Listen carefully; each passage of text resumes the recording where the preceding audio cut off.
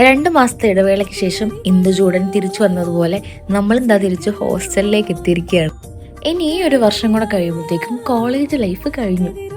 കേൾക്കുമ്പോൾ ഒരു ആശ്വാസമൊക്കെ ഉണ്ടെങ്കിലും ഈ ഒരു വർഷം എങ്ങനെ തള്ളി നീക്കും എന്നുള്ളത് ഒരു ഐഡിയ ഇല്ല. ക്ലാസ്, അസൈൻമെന്റ്സ്, എക്സാംസ്, അങ്ങനെ ഒരു 100 കൂട്ടം കാര്യങ്ങളുണ്ടാവും. എന്തൊക്കെ പറഞ്ഞാലും പിന്നീട് തിരിഞ്ഞു നോക്കുമ്പോൾ ഈ കോളേജ് ലൈഫ് തന്നെ ആയിരിക്കും ഏറ്റവും നല്ല മൊമെന്റ്സ് നമുക്ക് ക്രിയേറ്റ് ചെയ്ത് തന്നിട്ടുണ്ടാവുക. ദേ പോയി ദാ വന്നു എന്ന് പറഞ്ഞ പോലെ ആയിരുന്നു ഈ 2 മാസത്തെ വെക്കേഷൻ. 2 മാസം തുറക്കാത്ത ബുക്കുകളൊക്കെയാണ് ദായി അടുക്കി പറക്കി വെക്കുന്നത്. ഇനി നാളെ മുതൽ ഈ ബുക്കുകളൊക്കെ തന്നെയാണല്ലോ ശരണം. ഈ വർഷം കൂടെ കഴിയുമ്പോൾ തൃപ്പൂണിത്തുറയിൽ ഞാൻ എത്തിയിട്ട് 5 കൊല്ലവും.